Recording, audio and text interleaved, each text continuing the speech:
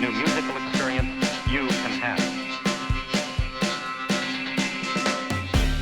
A merger, a surprise at the top of the classical music charts, Smile, the band, and Bo Diddley all make their debuts.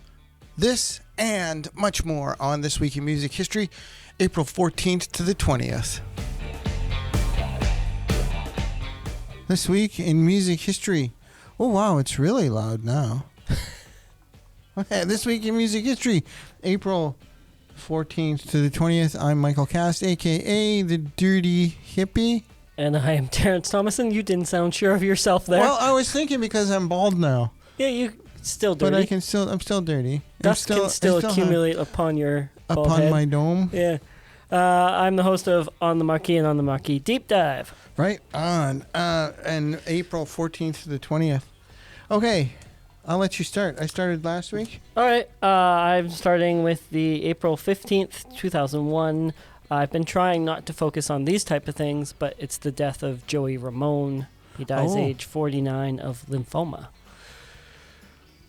Yeah. Why are you not focusing on... I don't know. It's not always as people. fun to talk about death. It's a good opportunity to talk about people, but I've been trying to sort of focus more on events other than morbid ones. I have an event. Okay, what's your event? April 14th. Sorry, April 14th, 1960. Ooh.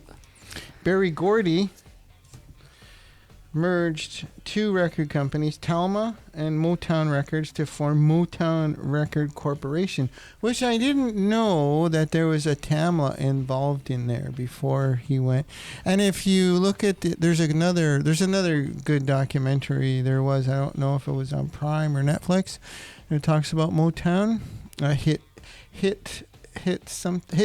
Factory? Hit Factory USA, something like that. Yeah, because Motown was like a assembly line factory with like musicians and songwriters and a house. producers. It was just a store. It was just like a little. It was just a house. Yeah. Right.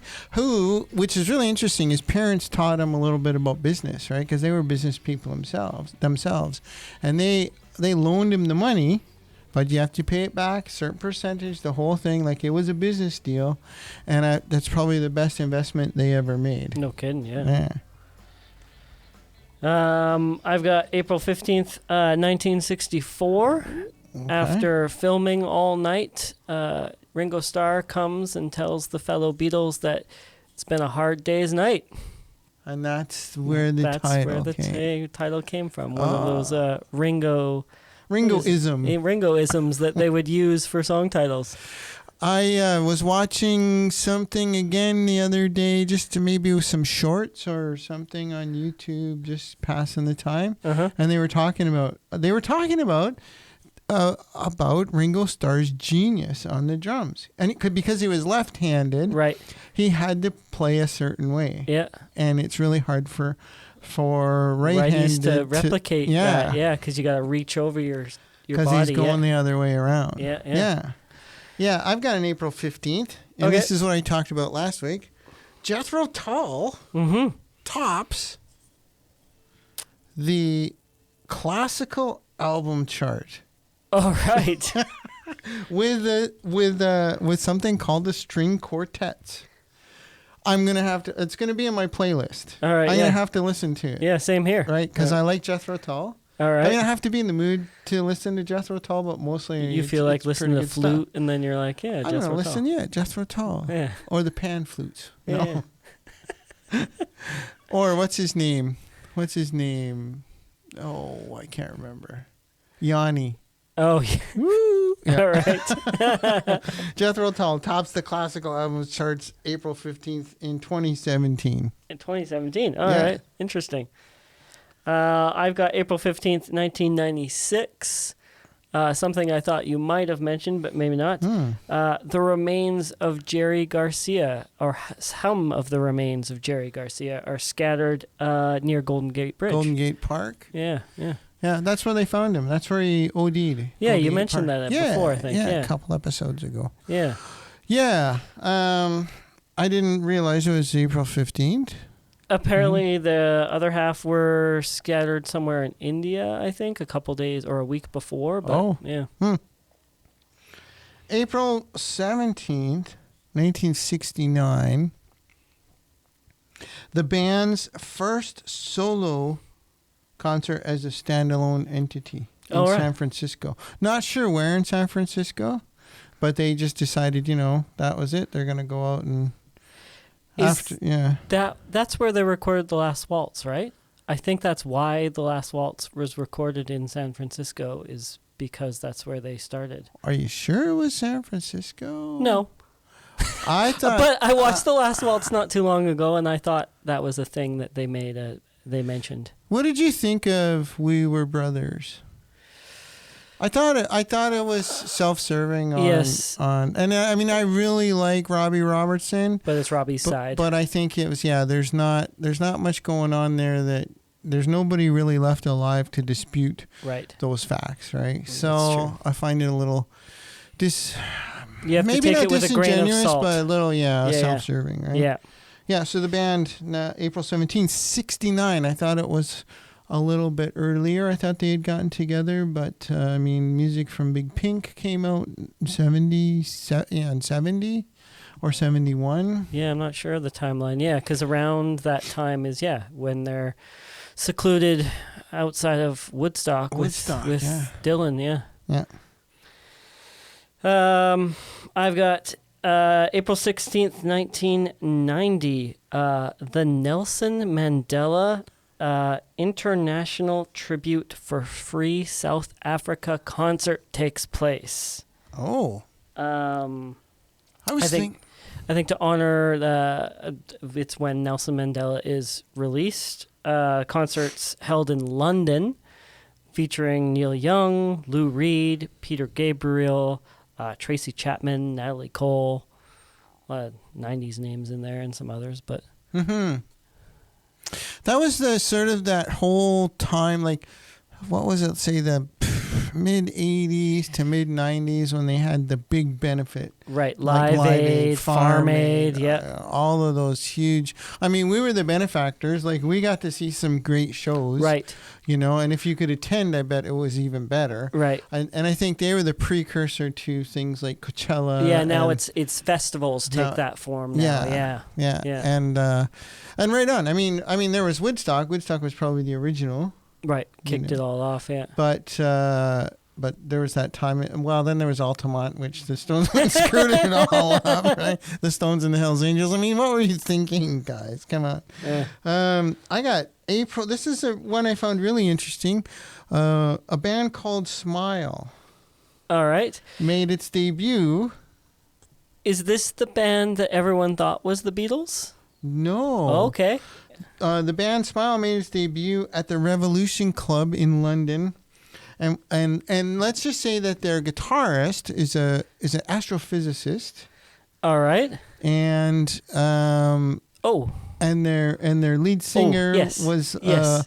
a Lebanese. yes, Emma Immigrant. Gray. Yeah. Yeah. Yeah. It's Freddie and Brian May and the boys. It's Queen. It was Yeah. before they became Queen. They were called Smile. Yeah.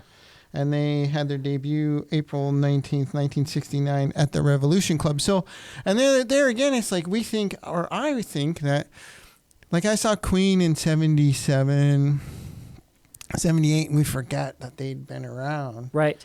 doing stuff just like David Bowie, like struggling and just putting it down until finally they get it. And we talked about this last week too. Yeah, right? that's Just- what bothered me about the Bohemian Rhapsody, the Queen movie, Yeah. is because it goes from like Queen forming to them being on the radio and touring within like 15 minutes. I'm like, no, there was a lot There's of a time spent in lot. between there that we There's just a skipped over. And David Bowie's a classic example of that, right? Right. Like he put in a lot, and then he got panned. He got panned a lot until he came across that persona of Ziggy Stardust and the Spiders from Mars. What do you got? April 16th, 1971, Brown Sugar. The first song the Stones release on their own label. Oh, was it? Yeah. And one that they're not going to be playing. Yeah. Which to me is like, so I did an episode of Everything with Neil Godbout, And we talked about, we talked about separating the art from the artist, right? Mhm. And to me, it's a song about slavery. Right. It's not a pretty song about slavery, but it's a really good song. I don't think. Yeah, I push back on the sort of the censoring of the song on the basis. To me, it's like it's not really glorifying. No, it. it's a story about a slaver. Yeah, it's talking about stuff that happened, most likely. You know what I mean? Like, it's not like it's If you're gonna do promoting that- slavery as a good means of production or anything. You know what I mean? If you're gonna do that, then you should probably really censor like "Strange Fruit." Right. Like, and who, by the way, she was born. Billie Holiday was born last week, I think. Yes, I saw And that too. I don't don't know it why I either. mentioned it because Yeah. births and deaths. Right? I think it was the start of the week, the 13th or Yeah. the 7th or something. Yeah. Yeah, Billie Holiday. Yeah, if you want to do that, then you should really censor "Strange Fruit." Yeah.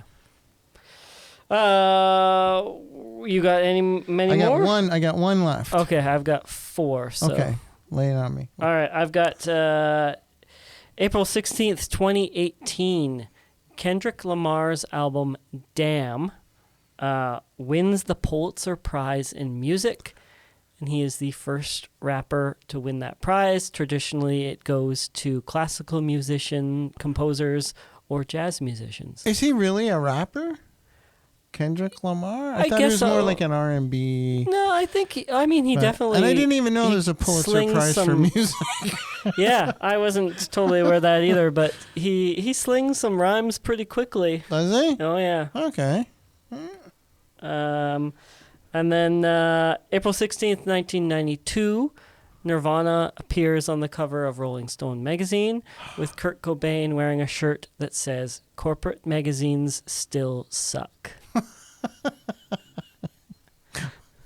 That reminds me of Rain Man now. Yeah. Kmart sucks? Kmart sucks. Yeah.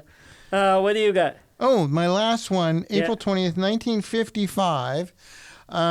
Now, I had to read this one carefully because I'm like, no, this can't be right. It was right, but it was his first appearance at the Apollo Theater. So the Apollo Theater's in Harlem. So 1955, April 20th, Bo Diddley. Oh, interesting. And I thought, that can't be right. But I had to reread it because it was like his first appearance at the Right. Apollo. Right. At the When Apollo. he probably played like juke joints all Right. up and down the Mississippi and down south through Chicago, Kansas City, and up that way until I guess for blues musicians playing at the Apollo was like you were getting there, right? Yeah, if you can were make there. it there, you can make it anywhere, Yeah. kind of thing. Yeah. Okay, Frank. Yeah. I've got related to a fact from last week, April 19th, 2002. Lane Staley of Alice in Chains' body is found in his apartment in Seattle. He overdosed. What is it about Seattle? Here's the other thing. He had been dead. It's believed he died on April 5th, the same day Kurt Cobain died. He was 34 years old. So, yeah, was it? That's crazy. Yeah, maybe he was... I would say like they. Why do they put accidental overdose in when they're talking about? I mean, it's pretty much accidental all the time. Yeah, I mean, yeah, if you should I don't specify go- when it yeah, isn't accidental, I'm I like- guess, opposed to... I'm like, if there was a suicide note, it's Yeah. not accidental. Right. Otherwise, it's accidental. Yeah. Anyways. And then my last fact, this one I found very interesting. April 20th, 1959, a 13-year-old Dolly Parton releases her first yeah. single, Puppy Love. I saw that, and I didn't do it. When I saw the Bo Diddley thing, I was like, Bo Diddley or Dolly. or Dolly Parton. Yeah. But I didn't know she was 13. Yeah, 13. So I had to. It'll be on my playlist. I went and listened to the song. It's a little rockabilly number. Yeah. It's pretty cool. Yeah, I think. What did you think about Dolly Parton's induction into the Rock and Roll Hall of Fame? I mean, all the other people they've put in there. I get because there was somebody else similar. I think the year before. Yeah, so they were like non-rock. Like, would you put Johnny Cash in the Rock and Roll Hall of Fame? Right? I think they probably have. Yeah. I think that now it's just. I think because of the influence. So if they've had an influence, and Dolly Parton for sure has had an influence, or has probably inspired. That's true. I think that's a good way of looking at it. Have you influenced and inspired rock and roll? Then you're in the Hall of Fame. Yeah. All right, that's it for this week in music history, April 14th to the 20th.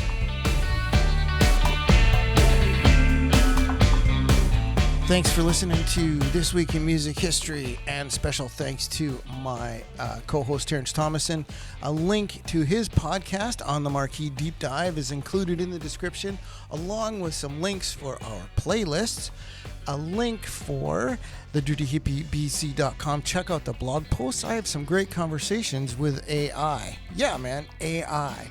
And I have a blues show every Friday, 6 o'clock, 93.1 CFIS FM. I'm going to include the link in the description so you can stream it. This episode of This Week in Music History was recorded at the Arts North Podcast Studio in Prince George, British Columbia, man. Thanks for listening. Peace.